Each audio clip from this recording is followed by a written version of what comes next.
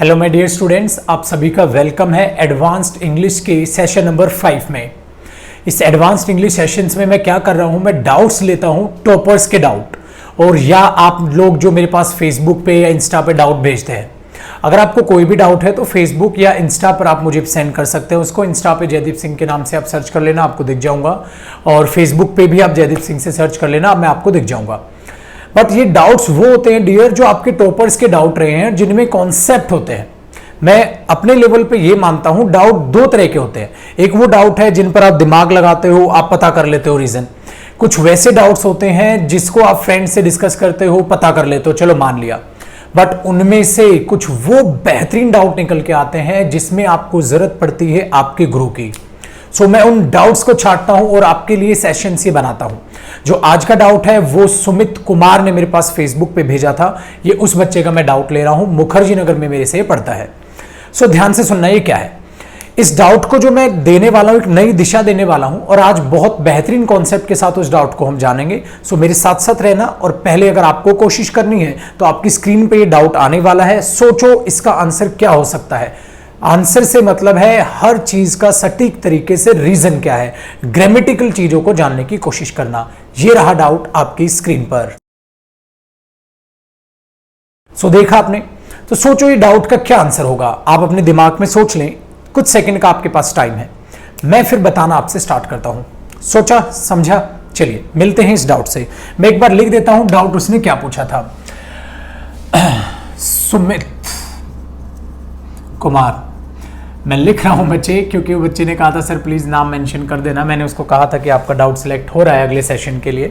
देखो, इसने डाउट पूछा था बच्चे ने, बच्चे नाम लिख दिया। अब डाउट की बात कर लेते हैं। उसने कहा था it will not happen what you are saying. It will not happen what you are saying.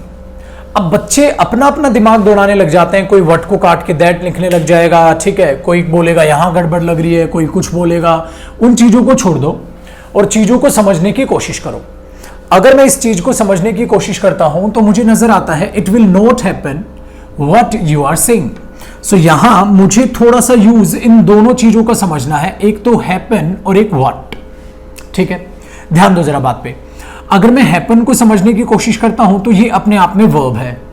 यहीं से ये कॉन्सेप्ट उठाने की जरा कोशिश करो। अगर मैं समझने की कोशिश करता हूं डियर, वर्ब अपने आप में दो होती हैं। वर्ब अपने आप में दो होती हैं, एक तो ट्रांजिटिव और एक मैं कह सकता हूं इंट्रांजिटिव। इस कॉन्सेप्ट के लिए हम यहां ये दो टाइप की वर्ब को समझने की कोशिश करेंगे, ट्रांजिटिव और इंट्रांजिटिव। अब बात ये समझ आती है, जो इंट्रांजिटिव वर्ब्स होती हैं वो वर्ब होती हैं जिनके बाद आप उनका कोई भी ऑब्जेक्ट नहीं लिख पाते। ऑब्जेक्ट मैं कह सकता हूं not possible, object not possible. और ट्रांजिटिव वर्ब वो होती हैं जिनके बाद आप क्या लिखते हो, ऑब्जेक्ट। क्लियर हो गया। या मैं ये कह सकता हूं अच्छे शब्दों में, नीड एन ऑब्जेक्ट। क्लियर हो गया। सो उनको नीड होती है। नीड किसकी होती है, एन ऑब्जेक्ट। एक ऑब्जेक्ट की नीड होती है, वे ट्रांजिटिव वर्ब होती हैं। और वो वर्ब्स जिनको ऑब्जेक्ट की नीड ही नहीं होती, उसके लिए हम यूज करते हैं इंट्रांजिटिव वर्ब। सो ट्रांजिटिव इंट्रांजिटिव वर्ब दोनों आपको पता है। अब यहां से जरा समझने की कोशिश करो। अगर मैं इस हैपन वर्ब को समझूं, सो डियर समझने की बात यह है, कोई भी वर्ब जो किसी हैपनिंग को डिस्क्राइब करे, कोई भी वर्ब जो किसी हैपनिंग को डिस्क्राइब करे, को हैपनिंग बताने वाली कोई भी वर्ब हमेशा ही कौन सी वर्ब होगी, इंट्रांजिटिव वर्ब होगी। क्योंकि अगर वो हैपनिंग बता रही है तो उसका तो कोई ऑब्जेक्ट पॉसिबल बनेगा ही नहीं। सो हैपनिंग बताने वाली वर्ब सारी की सारी क्या होंगी, इंट्रांजिटिव वर्ब होंगी। देखो डियर, वर्ब कोई एक्शन को बताती है, कोई पोजेशन को बताती है, कोई हैपनिंग को बताती है। एक्शन बताने वाली बात वर्ब ट्रांजिटिव होंगी, इंट्रांजिटिव होंगी, वो आपको पता लगाना पड़ेगा। बट ये बात निश्चित है, जो हैपनिंग को बताने वाली वर्ब है वो 100% हमेशा ही कैसी वर्ब होंगी, इंट्रांजिटिव। और intransitive verb object not possible. Transitive verb need रखती है, किसकी नीड रखती है, एन ऑब्जेक्ट, एक ऑब्जेक्ट की। सो यहां तक हमारी बात पल्ले पड़ती है। आगे समझो मेरे भाई। अगर मैं यहां हैपन वर्ब को देखूं तो ये तो हैपनिंग को डिस्क्राइब कर रही है, अगर ये हैपनिंग को डिस्क्राइब कर रही है तो ये इंट्रांजिटिव वर्ब हुई, अगर ये इंट्रांजिटिव वर्ब हुई तो इसका ऑब्जेक्ट नॉट पॉसिबल। ठीक है, इतनी बात समझ आती है। चलिए अब बात को जरा इस पे लेके आ जाओ, मैंने हैपन वर्ब को समझ लिया, अब व्हाट पे लेके आ जाओ बात को। It will not happen, it will not happen. फिर आपने बोला व्हाट यू आर सेइंग। अगर मैं इस व्हाट यू आर सेइंग पूरी की पूरी चीज को एक साथ देखूं और इस चीज का नाम देने की कोशिश करूं तो आप बहुत समझदार बच्चे हैं, आपको यह पता है आर सेइंग अपने आप में एक वर्ब कंपाउंड हुआ, जिसमें आर अपने आप में हेल्पिंग वर्ब है और सेइंग अपने आप में मेन वर्ब है, और इसका जो सब्जेक्ट आया वो अपने आप में आ गया मेरे भाई, क्या, यू। अब आपके पास एक सब्जेक्ट भी है और आपके पास एक वर्ब भी है, तो अगर आपके पास ये चीज मेंशन हो ही गई तो अपने आप में मैं कह सकता हूं ये पूरी की पूरी अपने आप में मेंशन हुई एक क्लॉज, ये पूरी की पूरी अपने आप में मेंशन हुई क्लॉज। और आप बहुत अच्छे बच्चे हैं, मैंने बोला ये एडवांस्ड इंग्लिश है और इतना बेसिक आप समझते हैं डियर क्लॉज क्या होती है। डन, आगे बढ़ो। अगर इस क्लॉज को देखूं तो मेंटेन करने का काम इस क्लॉज को कौन कर रहा है, व्हाट। अगर व्हाट यहां इस क्लॉज को मेंटेन कर रहा है तो डियर अपने आप में मैं इसको व्हाट क्लॉज बोल दूं, अपने आप में मैं इसे व्हाट क्लॉज बोल देता हूं। क्लॉज है जो किससे बनी है, व्हाट से, इसका मतलब ये व्हाट क्लॉज है। अब ध्यान से सुना, जो क्लॉज अपने आप में होती है, आप अच्छे बच्चे हैं, आपको पता है एक क्लॉज अपने आप में 3 काम कर सकती है डियर, एक क्लॉज अपने आप में 3 काम कर सकती है। एक क्लॉज अपने आप में हो सकती है एडजेक्टिव, एक क्लॉज अपने आप में हो सकती है एडवर्ब और एक क्लॉज अपने आप में हो सकती है नाउन। इतनी बात आपको समझ आती है। एक क्लॉज हो सकता है एडवर्ब क्लॉज हो, एक क्लॉज हो सकता है एडजेक्टिव क्लॉज हो और एक क्लॉज हो सकता है नाउन क्लॉज हो। अब समझने वाली बात यह है, जो व्हाट क्लॉज होती है, जो व्हाट क्लॉज होती है मतलब जिस भी क्लॉज को व्हाट डिस्क्राइब करने की कोशिश करेगा, व्हाट का रिप्लाई, याद करो मैंने नाउन चैप्टर आपको पढ़ा रखा है, नाउन मैराथन, जिन्होंने नहीं देखी वो देख लेना। पार्ट 2 डियर इसके लॉकडाउन के बाद निकालेंगे लाइव। ध्यान दो, वापसी करते हैं टॉपिक पे। मतलब मैंने बोला यहां तक अपने आप में एक क्लॉज बन रही है, अगर ये क्लॉज बन रही है, क्लॉज ना काम कर सकती है मेरे भाई नाउन का, एक क्लॉज काम कर सकती है डियर एडजेक्टिव का और एक क्लॉज काम कर सकती है एडवर्ब का। अब इस क्लॉज को हम बना रहे हैं व्हाट की हेल्प से। डियर व्हाट की हेल्प से बनी गई क्लॉज, याद रखना हमेशा काम किसका करेगी, नाउन का। जिसको व्हाट से आप डिस्क्राइब करने की कोशिश करोगे, अगर उस क्लॉज को आप समझोगे तो वो क्लॉज अपने आप में करती है काम नाउन क्लॉज का। ध्यान से सुनना, इसका मतलब जो ये व्हाट क्लॉज यहां मेंशन कर रहे हो तो ये काम करेगी नाउन का। अब ध्यान दो, अगर ये नाउन का काम करेगी तो मेरे भाई एक बात को और समझना, एक नाउन किसी भी सेंटेंस में या तो हो सकता है सब्जेक्ट, या एक नाउन किसी भी सेंटेंस में हो सकता है अपने आप में ऑब्जेक्ट। ठीक है, चाहे वो ऑब्जेक्ट प्रपोजिशन का हो, चाहे वो ऑब्जेक्ट वर्ब का हो। इतनी बात समझ आती है? तो बात बड़ी ध्यान से समझना। मैंने बोला यहां तक अगर मैं वाइंड अप करूं चीज को, बेटा हैपन अपने आप में एक वर्ब है, चीज समझ आती है, तो इसमें इट विल नॉट हैपन अपने आप में एक क्लॉज हो गई, साइड करो। फिर दूसरी क्लॉज आपने क्या बोली, what you are saying, what you are saying दूसरी क्लॉज हुई। सो ये जो व्हाट यू आर सेइंग है ये क्लॉज है, और ये क्लॉज किसने बनाई है, व्हाट ने, तो ये मैंने इसको व्हाट क्लॉज नाम दे दिया। फिर हमारे बात ये पल्ले पड़ती है कि क्लॉज अपने आप में नाउन क्लॉज हो सकती है, एडजेक्टिव क्लॉज हो सकती है, एडवर्ब क्लॉज हो सकती है। चलो ये समझ आता है। फिर हमने देखा अगर किसी क्लॉज को आप व्हाट से बनाओगे तो बच्चे मैंने आपको सिखा रखा है व्हाट का रिप्लाई अपने आप में नाउन होगा। अगर मैं आपसे पूछूं it will not happen what, तो व्हाट का जो रिप्लाई अपने आप में बनेगी नाउन। इसका मतलब जो व्हाट का रिप्लाई है वो नाउन बनता ही है। सो व्हाट क्लॉज हमेशा किसका काम करेगी, नाउन। अगर व्हाट क्लॉज नाउन क्लॉज का काम करेगी तो मेरे भाई एक बात को मैंने फिर समझाया, जो नाउन होता है या तो वो ऑब्जेक्ट का काम करता है, हाँ, या तो वो सब्जेक्ट का काम करता है। बात पल्ले आती है, आगे समझो। अगर व्हाट क्लॉज नाउन बनेगी, व्हाट क्लॉज अगर नाउन क्लॉज बनेगी तो नाउन क्लॉज या तो सब्जेक्ट का काम करेगी या नाउन क्लॉज ऑब्जेक्ट का काम करेगी। ठीक है, तो अब इसको समझने की कोशिश करो। इसका मतलब अपने आप में ये जो व्हाट क्लॉज है, ये व्हाट क्लॉज ना होते हुए यहां पर अब मैं इसको टेक्निकल तौर पे क्या बोल दूं, नाउन क्लॉज। क्यों? क्योंकि व्हाट फ्रेम कर रहा है और व्हाट क्लॉज नाउन का काम करती है, तो वो नाउन क्लॉज होगी। सही है। अगर वो नाउन क्लॉज होगी तो नाउन सब्जेक्ट या ऑब्जेक्ट का काम करता है। सही है मेरे भाई, ये सब्जेक्ट तो यहां है नहीं, ये क्लॉज यहां सब्जेक्ट तो है नहीं। सही है। फिर आपने बोला सर ऑब्जेक्ट होगी, मैंने बोला मेरे भाई एक बात अब यहां समझो, अगर ये ऑब्जेक्ट होगी, हाँ, अगर ये ऑब्जेक्ट होगी तो मेरे भाई वो हैपन का होगी। हाँ, बट हैपन कैसी वर्ब होती है? इंट्रांजिटिव, उसका ऑब्जेक्ट नॉट पॉसिबल, और तुमने बनाने की उसको क्या कोशिश कर रखी है? ऑब्जेक्ट, और वो ऑब्जेक्ट बन नहीं सकती। इसका मतलब ये क्लॉज या तो सब्जेक्ट बननी थी या ऑब्जेक्ट बननी थी। अब ना ही वो वहां सब्जेक्ट है ना ही वो ऑब्जेक्ट है, क्योंकि हैपन तो ऑब्जेक्ट लेगी नहीं, क्योंकि हैपनिंग वाली वर्ब तो सारी की सारी कैसी होती हैं? इंट्रांजिटिव होती हैं। मतलब आने वाली ये क्लॉज यहां कुछ भी नहीं, तो इस क्लॉज का यहां यूज ही गलत है।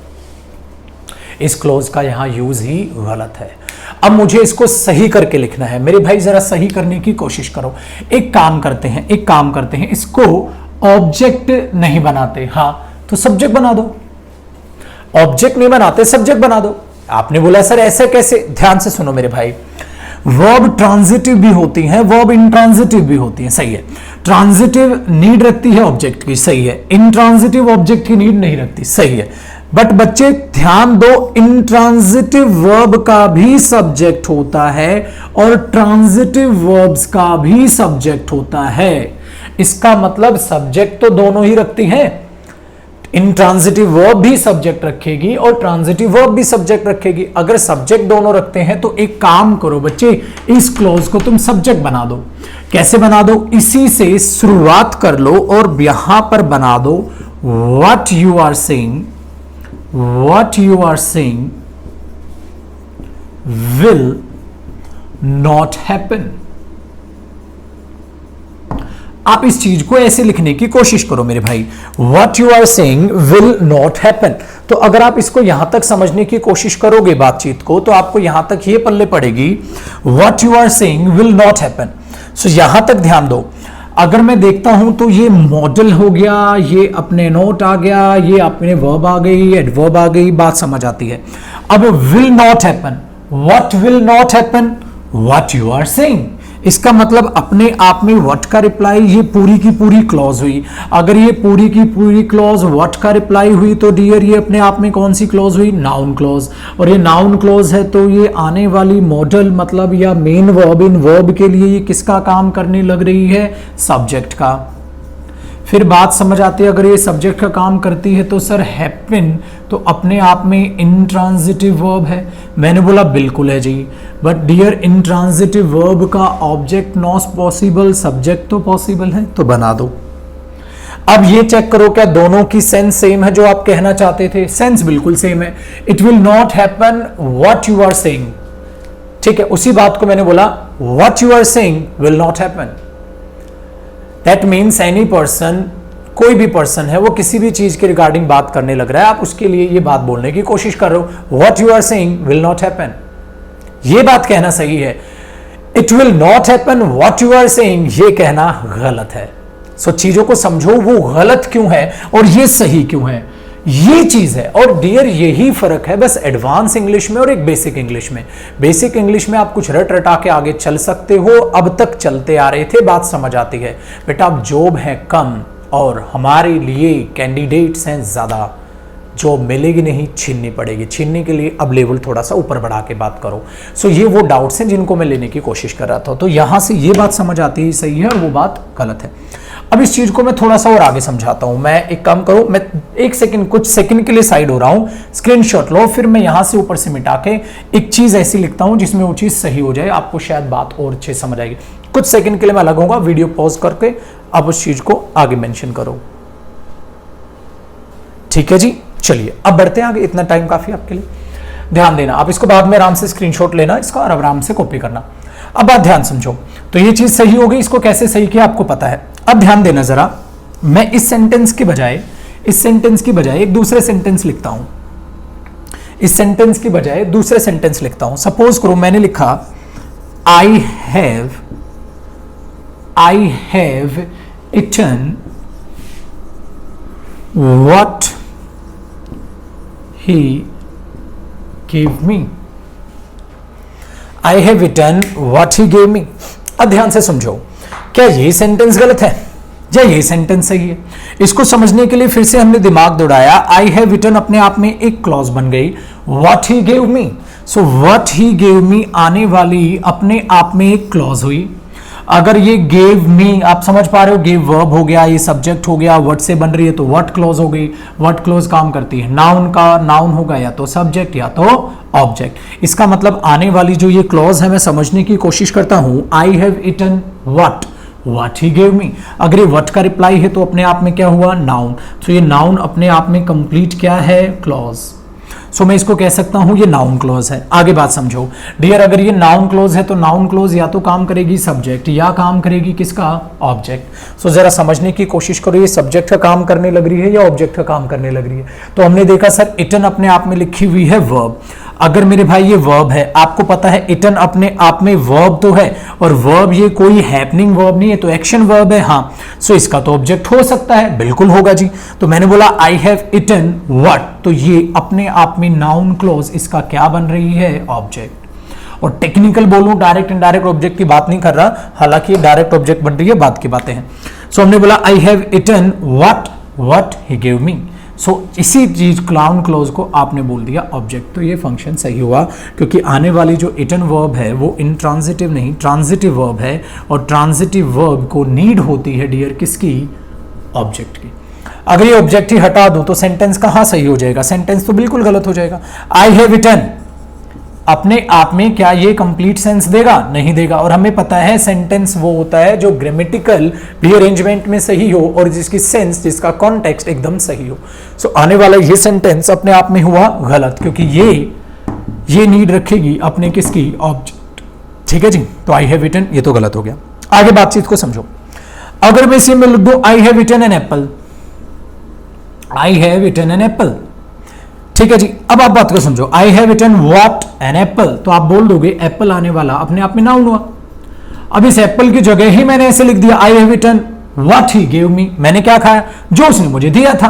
तो इस छोटी सी चीज जो उसने मुझे दिया था, जो भी दिया होगा मैंने खाया, बस मैंने बताया नहीं क्या दिया, नहीं बताया तो हिडन रखने के लिए मैंने व्हाट लिख दिया, आई have eaten what he give me. Clear हो बात। तो ये चीज दिमाग में बैठाने की कोशिश करो। अच्छा, अभी ये मत सोचना बेटा एक सेकंड के लिए, सर क्या ऐसे लिख दूं क्या, आई have eaten that he give मी। भाई व्हाट और दैट पे नहीं मैं डिफरेंशिएट कर रहा। अगर बात को मैं समझाऊं ना, ध्यान से सुनो, एक होता है व्हाट और एक होता है दैट। मेरे भाई अगर इसमें आप दोनों की लड़ाइयां कराओगे ना, ये लड़ाइयां 2 से 2.5 घंटे की हैं, 2 आवर्स का टॉपिक है ये। व्हाट और दैट में क्या डिफरेंस है, ये मत सोचना सर स्पेलिंग का है। व्हाट दैट में स्पेलिंग का डिफरेंस नहीं है मेरे भाई, बहुत अच्छे से डिफरेंस है। मैं अभी इस पे बातचीत नहीं कर रहा व्हाट और दैट में डिफरेंस क्या है। क्लियर हो गया ना, क्योंकि इस पे चला गया तो 2 घंटे लग जाएंगे। अभी तो मैं सिर्फ ये बता रहा था कि व्हाट का अपने आप में फंक्शन क्या होता है। क्लियर हो गया ना, व्हाट का अपने आप में फंक्शन क्या होता है। सो व्हाट जो क्लोज होगी वो नाउन क्लोज होगी, नाउन क्लोज होगी तो ऑब्जेक्ट होगा, ऑब्जेक्ट होगा तो ट्रांजिटिव इंट्रांजिटिव वर्ब का एग्जाम में ध्यान रखना डियर। इतने हल्के में ट्रांजिटिव इंट्रांजिटिव वर्ब को मत लेना। कई बच्चे ट्रांजिटिव इंट्रांजिटिव वर्ब पढ़ तो लेते हैं, बट उन ट्रांजिटिव इंट्रांजिटिव वर्ब को रिलेट नहीं कर पाते कि एग्जाम में वो रिलेट कैसे होंगे। सो ये डाउट समझ में आया, दिमाग में बैठा। चलिए आगे बातचीत करते हैं। सो इसको कॉपी करो, मैं साइड हो रहा हूं, स्क्रीनशॉट लो और चीजों को समझने की कोशिश करो। ठीक है, 2 ही सेकंड का टाइम दे रहा हूं, आप अपना स्क्रीनशॉट ले लेना और फिर आगे देखते हैं। अगले डाउट पे बढ़ते हैं। जरा अब इसको मैं हटाता हूं एक बार।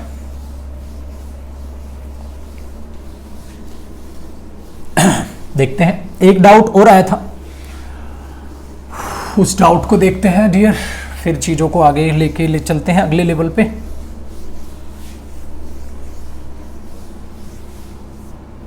ये डाउट था, ये भी बताने वाला है। पहले मैं आपको ही आप अपनी स्क्रीन पे देख लो एक बार इस डाउट को, जो भी आएगा देखो, दिमाग लगाओ, पॉज करना जब वो डाउट आपकी स्क्रीन पे आए, और दिमाग लगाओ क्या हो सकता है आंसर। ये रहा डाउट नेक्स्ट।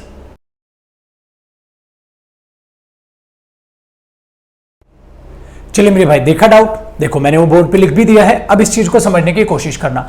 ये आकृति का डाउट है बच्चे, जो आपने फेसबुक पे भेजा था, जो वीडियो देख भी रही होगी। देखो बेटा अब क्या है, आगे इस डाउट को समझते हैं, एक बार आपके डाउट को समझ लेते हैं। When he used to walk along the road, a wild and ferocious dog knocked him down. ये डाउट, अब इसको समझने की जरा कोशिश करो। अगर मैं समझता हूं, इसको मैं ऊंचे बड़े लेवल पे लेके जाने की कोशिश नहीं करूंगा, वेन की चर्चा नहीं करूंगा, क्योंकि वेन कंजंक्शन भी अच्छा टॉपिक है। अब इस डाउट पे फोकस करते हैं जरा। यहां पर वेन अपने आप में कंजंक्शन है, when he used to walk along the road. So when जो होता है अपने आप में याद रखना, वेन डियर आप सभी को पता है, वेन अपने आप में कंजंक्शन होता है। और जो ये कंजंक्शन होता है ये अपने आप में आप कह सकते हो टाइम की रेफरेंस लेता है। जैसे अगर मैं एक घटना को समझूं तो यहां दो घटना है, he used to walk along the road, एक तो रोड पर वॉक करने की, ठीक है, पहला। दूसरा, a wild and ferocious dog knocked him down, ये दूसरा एक्शन है।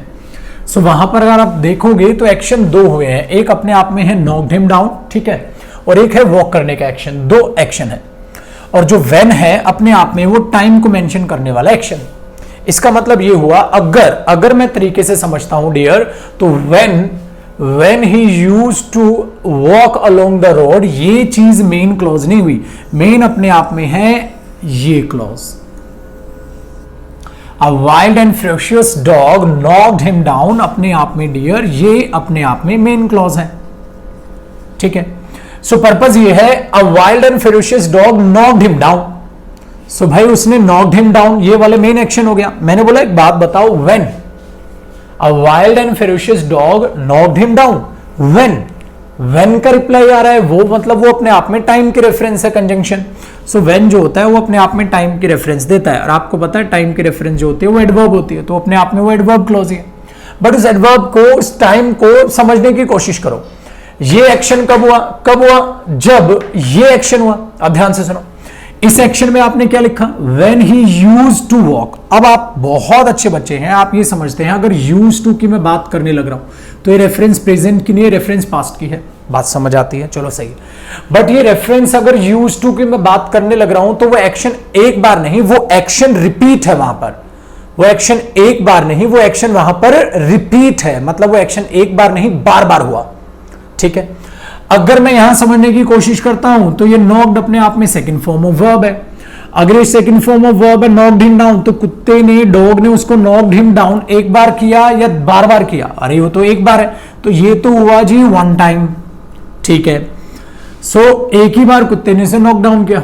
अब यहां पे देखते हैं, अगर इसको देखो तो ये रिपीटेड एक्शन है। अरे ये दोनों एक्शन आपस में तालमेल कैसे बैठेगा भाई? अगर उसने नॉकडाउन किया तो इसका मतलब ये हरकत ऐसे तो नहीं हो सकती, वो बार बार वॉक करने जा रहा था, कुत्ते ने एक ही बार नॉकडाउन किया। इलॉजिकल है, दोनों एक्शन आपस में रिलेट नहीं कर रहे। अब सवाल है कि इनको रिलेट किया कैसे जाए। देखो सिनेरियो क्या रहा होगा। सपोज करो डियर ये रोड है, इस रोड पे वो वॉक कर रहा होगा अलोंग द रोड, ठीक है, और डॉग ने उसे क्या कर दिया? Knocked him down. इसका मतलब जब डॉग ने उसे नॉक डाउन किया तब वो रोड पर चल रहा होगा। बात समझ आती है? इसका मतलब जब एक ऑन गोइंग एक्शन हो रहा होगा, उस एक्शन के बीचों बीच डॉग ने उसे नॉक्ड हिम डाउन कर दिया। ये सेंस रेलिवेंट है, ये सेंस इलॉजिकल है कि आप किसी भी एक्शन को रिपीटेड कर रहे हैं और वहां वन टाइम एक्शन की बात करने लग रहे हैं। अगर ये वन टाइम एक ही बार एक्शन की बात है तो डियर वहां भी एक्शन एक ही बार हुआ होगा, सही है। क्या वो एक ही बार हुआ है, एक ही बार चल रहा होगा? हमने देखा हाँ यार ये चल रहा होगा, सिनेरियो कुछ ऐसा होगा, इसीलिए वहां पर यूज टू वॉक नहीं होना चाहिए। सवाल आता है कि फिर होना क्या चाहिए? तो डियर वहां देखो, ये बात अगर पास्ट की है तो ये एक्शन भी पास्ट रेफरेंस ही रखेगा। अगर ये रेफरेंस पास्ट की रखेगा तो यहां वॉज वॉकिंग करो, आप देखो सेंस रेलिवेंट हो जाएगी। When he was walking along the road, when he was walking along the road, तो ये एक्शन ऑन गोइंग था। सपोज करो when he was walking along the road, A wild and ferocious dog knocked him down। ये बात relevant लगती है, इसीलिए वहां रिपीटेड एक्शन की कोई रिक्वायरमेंट नहीं, वहां ऑनगोइंग एक्शन की रिक्वायरमेंट है। सो ये डाउट आपके दिमाग में बैठा होगा। मैं इसको व्हेन या यूज टू के यूज पर लेके नहीं जा रहा, वो अलग सिनेरियो हो गया। मैंने देखा दो एक्शंस को रिलेट करके आप कैसे चीज़ों को डिस्क्राइब करते हैं। सो इन चीज़ों को जरा दिमाग में रखना। क्लियर हुई दोनों बातें? सो ये था आज का डाउट सेशन। अगले डाउट सेशन में फिर मुलाकात होगी, फेसबुक पे या इंस्टा पे, जहां पे भी आप डाउट भेजें आप भेज सकते हैं, ठीक है। बट डाउट बेहतरीन हो डियर, ये नहीं छुटकू मुटकू जिनमें आप दिमाग लगा के सोल्व कर सकते हो। मैं तो इसे करा दूंगा, फिर कमेंट्स में आप ही लिखोगे सर ये तो इजी क्वेश्चन है, ये क्यों करा रहे हो, कुछ अच्छा कराओ। मैथ्स में नहीं देखते हो आप, कितने सारे ऐसे टीचर्स हैं मैथ्स में बहुत बेहतरीन क्वेश्चन कराते हैं, आप कहते हो हाँ यार बंदे ने अच्छा कराया। सो वही मैं चाहता हूं। सो मेरे बच्चे आप डाउट लाओ और बेहतरीन हो, जिनको समझाने में अच्छा लगे, कि ऐसे तरीके, और आपका ये जो टाइम मैं यहाँ यूटिलाइज करने की कोशिश कर रहा हूं, आपको भी सेशन के बाद लगे हाँ सर बेहतरीन है, एडवांस्ड इंग्लिश बोला तो उसकी लाज आपने रखी। सो ऐसे टाइप के डाउट्स ढूंढो जो आए, उसके लिए आपका ये गुरु आपके हमेशा साथ है। सो आप सबके लिए मेरी दुआएं, मेरा आशीर्वाद हमेशा आपके सर पे है। सो कोशिश करें और मेहनत करते रहें, नेगेटिव थॉट से बचें, focus. Bye bye, take care, जय हिंद।